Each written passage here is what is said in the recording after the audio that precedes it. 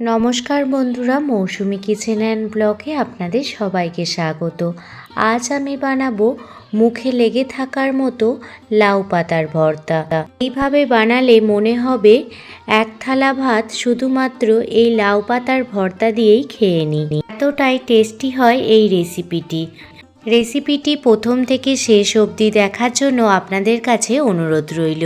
রেসিপিটি বানানোর জন্য দেখুন, আমি এখানে নিয়েছি একদম টাটকা লাউ পাতা, একদম কচি কচি টাটকা লাউ পাতা। এই লাউ শাকটা আমার মা দিয়েছে, আর আমি ভাবলাম আজকে এই লাউ শাক দিয়ে লাউ পাতার ভর্তা বানানো যাক। তো সেই জন্য দেখুন, লাউ শাক থেকে শুধুমাত্র কচি কচি পাতাগুলো নিয়ে নেব আর ডাঁটাগুলো রেখে দেব। লাউ পাতার ভর্তা বানানোর জন্য শুধুমাত্র এই লাউ পাতাগুলোই আমাদের লাগবে। প্রত্যেকটি লাউ পাতা লাউ ডগ থেকে খুব সুন্দরভাবে কেটে নিয়েছি। এবার লাউ পাতাগুলো খুব ভালোভাবে জলে ধুয়ে নেব। লাউ পাতার মধ্যে প্রচুর পরিমাণে পোকামাকড় থাকে এবং নোংরা থাকে, সেগুলো জলেতে ভালোভাবে প্রথমে গোটা গোটা পাতাগুলো ধুয়ে নেব। লাউ পাতাগুলো যত ফ্রেশ হবে এবং কচি হবে, ততই কিন্তু লাউ পাতার ভর্তা খেতে বেশি ভালো লাগবে। লাউ পাতাগুলো খুব ভালোভাবে জলেতে ধুয়ে নিচ্ছি, যাতে লাউ পাতা থেকে সমস্ত নোংরা বেরিয়ে যায়।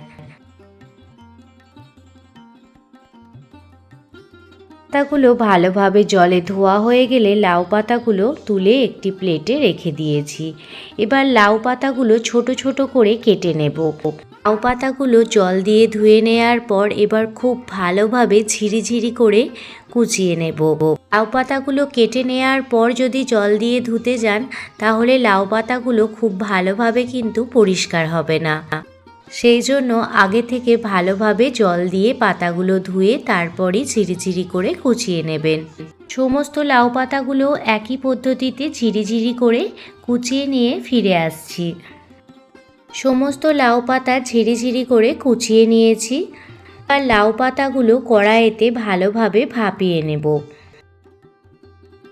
গ্যাসের ওভেন জ্বালিয়ে কড়াই বসিয়ে দিয়েছি, আর কড়াইতে প্রথমে লাউ শাকগুলো দিয়ে দিচ্ছি। লাউ শাক থেকে অনেকটা পরিমাণ জল বের হয়, সেই জন্য জলের পরিমাণটা একদমই সামান্য দেব। লাউ শাকটা দিয়ে দেওয়ার পর এর মধ্যে স্বাদ মতো লবণ দিয়ে দিচ্ছি, যাতে শাকের ভিতর লবণটা ভালোভাবে ঢুকে যায়। লবণ দিয়ে দেওয়ার পর সামান্য পরিমাণ জল দিয়ে দিলাম। জল দিয়ে একটি ঢাকনা চাপা দিয়ে 10 মিনিট মতো ঢেকে রেখে দেব, যাতে লাউ শাকটা খুব ভালোভাবে ভাপানো হয়ে যায়। দেখুন, নাড়াচাড়া করে সমস্ত লাউ শাকগুলো মিশিয়ে নিচ্ছি। 10 মিনিট পর ফিরে এসেছি, আর আপনাদের দেখাচ্ছি। দেখুন, লাউ শাকটা খুব সুন্দরভাবে ভাপানো হয়ে গেছে। এবার লাউ শাকটাকে জলটা ঝরিয়ে একটি পাত্রে উঠিয়ে নেব। আপনারা চাইলে জলটা আরও শুকিয়ে নিতে পারেন। তো আমি এইভাবে লাউ শাকগুলো একটি পাত্রে উঠিয়ে নিচ্ছি।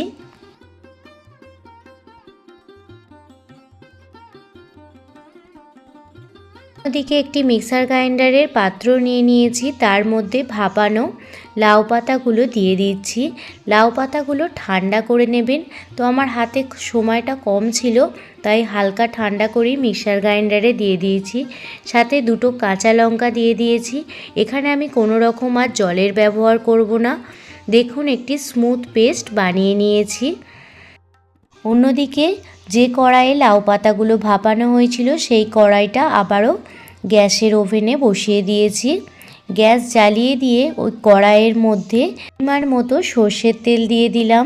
তেল ভালোভাবে গরম হয়ে গেলে 4টে শুকনো লঙ্কা তেলের মধ্যে প্রথমে ভালোভাবে ভেজে নেব।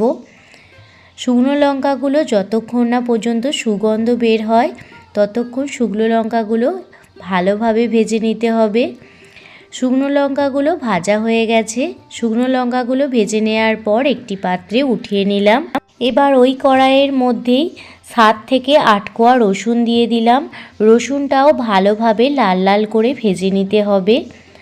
ভর্তা বানানোর আগে অবশ্যই শুকনো লঙ্কা আর রসুনটা আগে থেকে ভেজে নেবেন, তবেই কিন্তু ভর্তাটি খেতে বেশি টেস্টি হবে। দেখুন রসুনটাও লাল লাল করে ভেজে নিয়েছি।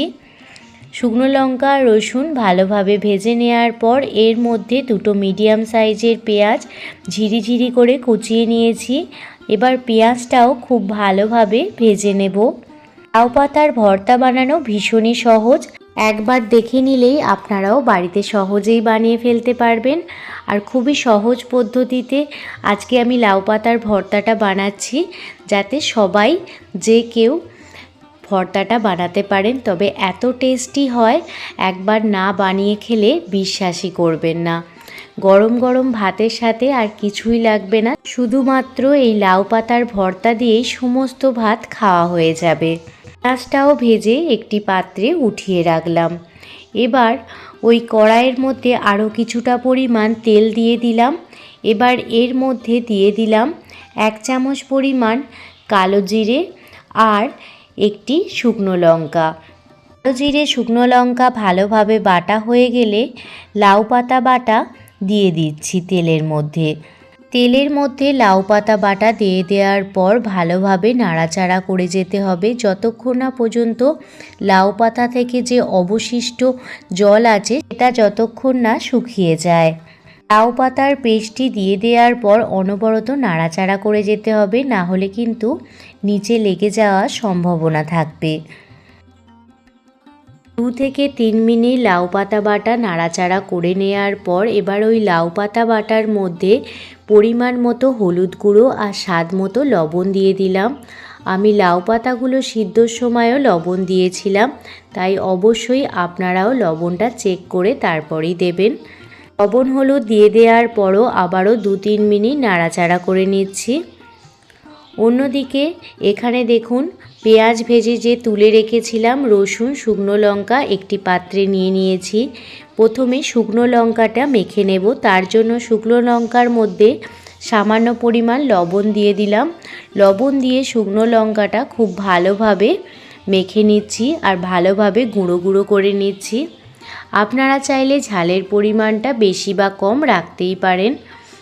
এবার শুকনো লঙ্কাটা ভালোভাবে মেখে নেওয়ার পর রসুনগুলো ভালোভাবে মেখে নিচ্ছি। এইভাবে যদি আপনারা লাউ পাতার ভর্তা বানান, 1 থালা গরম ভাত নিমিষেই শেষ হয়ে যাবে। বাড়ির ছোট থেকে বড় সবাই দেখবেন চেয়ে চেয়ে খাবে, এতটাই টেস্টি হয় এইভাবে লাউ পাতার ভর্তা বানালে। রসুনটাও খুব ভালোভাবে মেখে নিচ্ছি।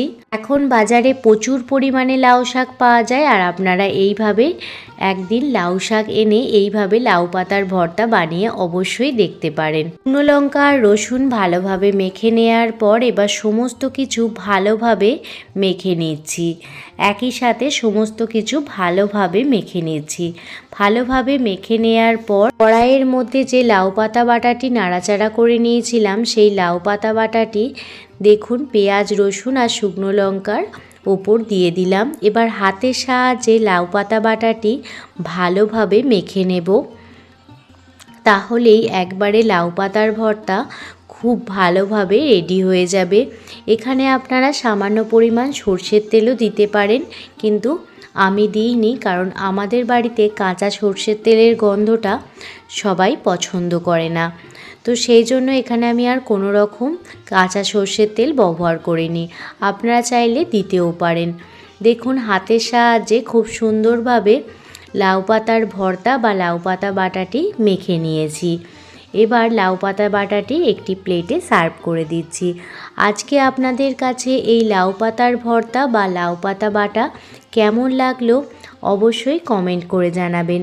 যদি ভালো লেগে থাকে প্লিজ একটি লাইক, কমেন্ট, শেয়ার এবং সাবস্ক্রাইব করে আমার পাশে থাকবেন। সবাই ভালো থাকবেন, সুস্থ থাকবেন, সাবধানে থাকবেন। আবারও কোনো দিন অন্য কোনো রেসিপি ভিডিও নিয়ে আপনাদের সামনে হাজির হব। ধন্যবাদ।